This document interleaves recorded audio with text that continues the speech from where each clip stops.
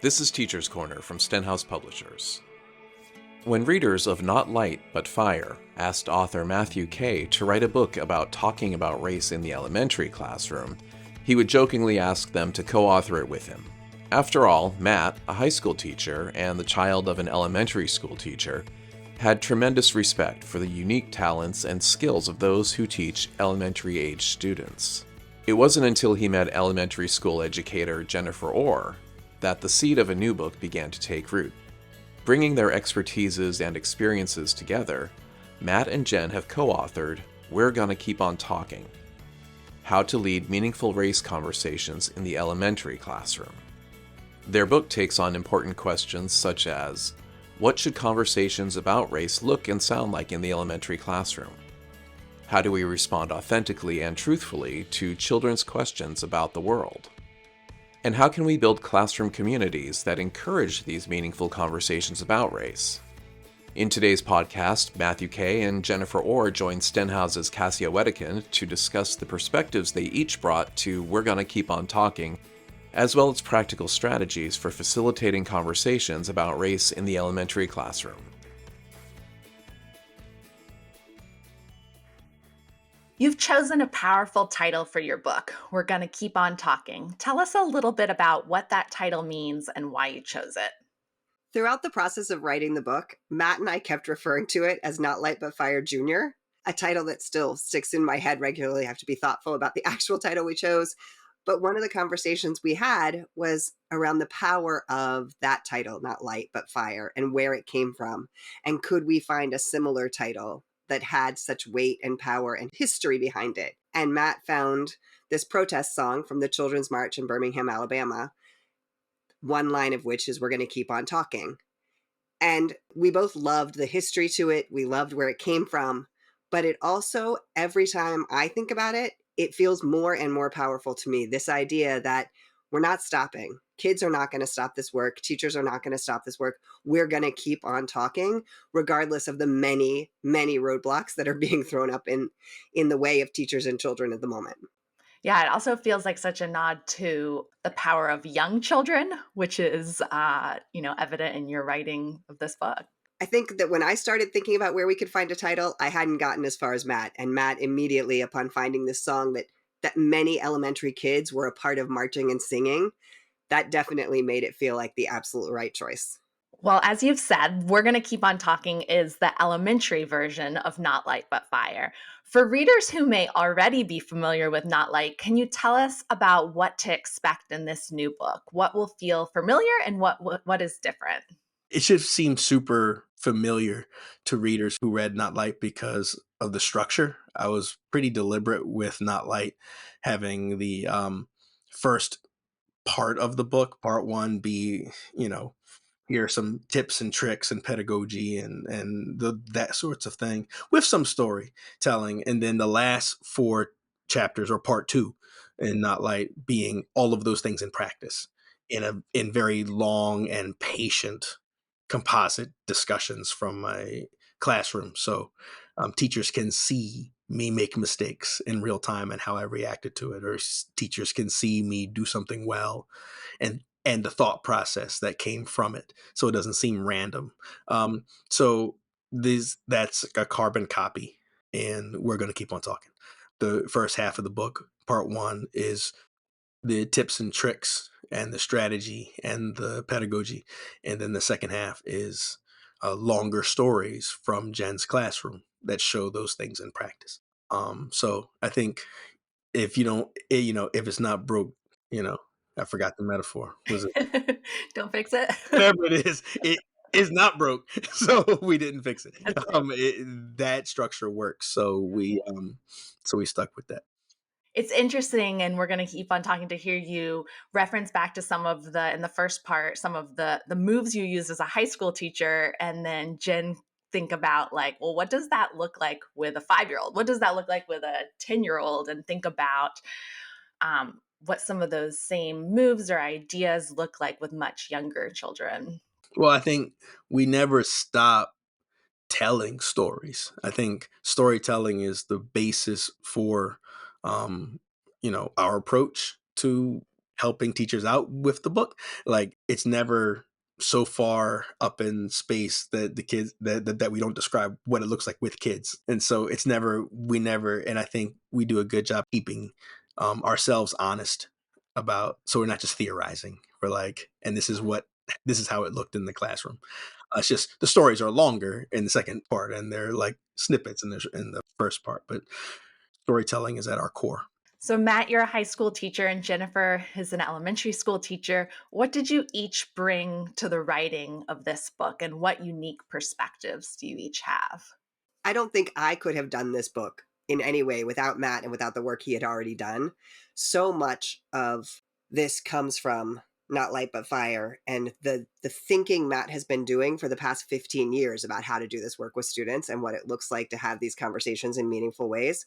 Him thinking about those stories, even as a third grade teacher reading Not Light But Fire, reading those stories and seeing how the talk moves he was making, the ways he was building the community in his classroom, all of those things made sense to me as a third grade teacher.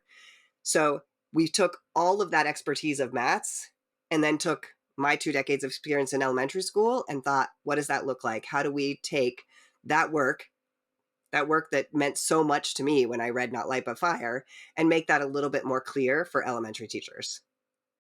You write that no conversation will stand on its own, and this idea comes up several times throughout the book. Can you talk about why this is so important? I think as an elementary teacher, nothing ever stands on its own. It's one of the beauties of being an elementary teacher is that I can keep coming back all year, building on the things that we've talked about. But when it comes to conversations about race, that's huge. Kids are still building their understanding of the world around them and of the way their society functions and what it means to be a part of that, whatever that is in your world. And so there's no way that we do a conversation about race and go, yes, I checked that box, we get to move on.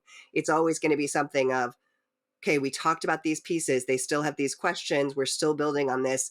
It's going to keep coming back. We may have closed a conversation, and this is something that Matt makes a big in Not Light and that we focused on in this book is the idea that kids need closure. They need to not just get to the end of a day or the end of a conversation and walk away without a sense of bringing it all together. But bringing it all together doesn't mean it's done. It means we come to a stopping point and we feel comfortable in that moment, but we're still going to continue because kids are still going to be building their understanding. They're still going to have new questions. They're going to take what they've learned and see it in a new setting and think, oh, well, now I don't understand this. And we're going to need to be prepared to continue. Yeah, and your stories in part 2 of the book do such a nice job of demonstrating that of how you had one conversation and then you kind of move us to another part of the year or weeks later and showing us another conversation that builds on the foundation that you brought there.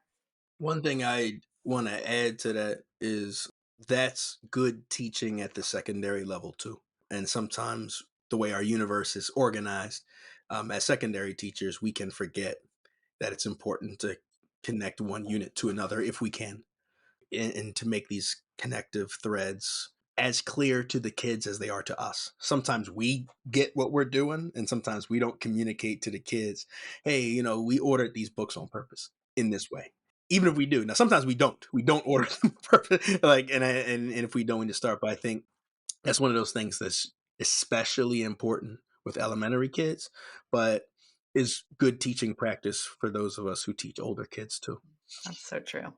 In reading the introduction to your book, one of the parts that stands out to me is when you write, these are not the first challenging times for educators determined to discuss race meaningfully in the classroom. This is not the first time that teaching the truth has been unpopular or that authentic analysis of controversial topics has been legislated against. Can you say more about what it means to have conversations about race in schools in this moment in time?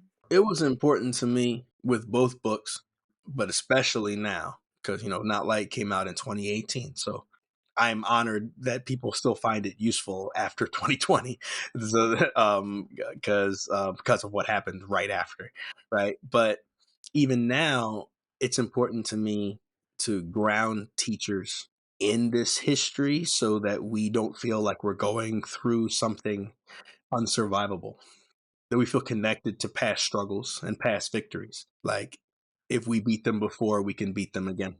And they're going to keep losing. And I think that that is an important thing because we can forget that. And I think that's one of those reasons why a knowledge of these past, curriculum struggles, a knowledge of the past struggles for justice are important. And so with that knowledge, we can be better in this moment and we can take the pressure off ourselves. And the humbling part of it is that we will beat them this time in this moment, and then our children will fight the same fight. Like racism isn't dying, and we're going to keep at it. It's going to be a struggle. And so it's humbling, but it also takes the pressure off of us to secure these massive victories. Like we're just trying to, we're just trying to keep talking. Like that is the struggle. We're going to keep talking and we're going to win this time, just like we won in previous times. And our children will win when it's their turn. You share a lot of practical strategies for facilitating race conversations that are also really useful for facilitating any kind of classroom conversation. What's a classroom conversation move you feel is really powerful? This is something I've spent a lot of time thinking about in recent years, and I have been so grateful for the chance to work with Matt on this and to really see what this looks like as kids get older and how I can help build to that. And one of the things that I have really focused on and developed more is having kids not just listen to each other, but bring each other's ideas back into the conversation. It's something I was doing, but it is definitely something Matt has helped me do better. So it's not just that, okay, I hear you and I agree with you, or I disagree with you, or I want to add on, but it's coming back and saying, okay, so when Justly said this earlier, it made me think this, or I believe this, and I know that because George said this, and it really reinforced my thinking. So, really having them see each other as sources of knowledge and information that they can build on makes that conversation so much more powerful for them. They see the value in it because they see each other as teachers and educators in this space. If you had to choose one idea that you hope teachers will walk away with after reading this book, what might it be for each of you? I think my hope for teachers walking away from this book is that seeing the conversations that kids have, seeing 5 and 6-year-olds have these conversations, seeing 10-year-olds engaging in these conversations, makes it easier to step into that in the classroom. I'm hoping it means that teachers don't wait as long as I did to feel like, yeah, as a white woman in elementary education, which is the great majority of us, and the discomfort that that brings, especially when we're teaching children of color and our uncertainty of whether or not we're able to do this work. I hope those conversations and seeing that kids are able to do it makes it a little bit easier for teachers to feel like they can step up and try in the classroom. And also that honesty that you're going to make mistakes in there. There were parts that I'm going to have trouble rereading because they were stories I really didn't want to tell about mistakes I've made because they still hurt. But there's no way we do this without being willing to make those mistakes and to know that's going to happen. So I hope that between the kids' voices and the teacher voices here, that it means that teachers are more confident, more willing to take this on. I think my biggest takeaway is actually what I wrote in the epilogue. I was speaking about connectivity earlier, how important it is to connect units and conversations and to thread them throughout the year. And I know elementary teachers are aware of how important they are in a student's academic development and social development and all that kind of stuff. But I'd like every elementary teacher to leave the book. It's nice if you get a few tools. It's nice if you pick up some things, but a sense of where they are in the continuum in a kid's ability to participate in meaningful race conversations. And that them doing a good job means that we can do a good job with the kids when they're older. And that secondary teachers owe a debt of gratitude to elementary teachers for preparing kids for the conversations that we have. That was something I was really heavily reflective on when writing this book, seeing, because Jen did this, I'll be able to do this. Like, because she does this when the kid is 8, I can do this when they're 16. And I can tell you as a secondary teacher that I can see the difference. I can see the difference. When you put in this work, the student that is sent to me is different. The way they engage tough things. And the way that they listen to each other, the way that they don't shy away from they are impatient with simple answers. That is due to the hard work of elementary teachers. So I think after all, like I'm hopeful that you pick up like some really good like practices, right? But the end game, if an elementary teacher doesn't put down the book with a degree of swagger at the end, I haven't done my job. Like, I want you to feel important. I want you to feel like, oh yeah, I do this stuff. Like, I'm about that life. This is what I do. And I'm really important. That's my biggest thing. I hope that that is communicated very clearly in the book.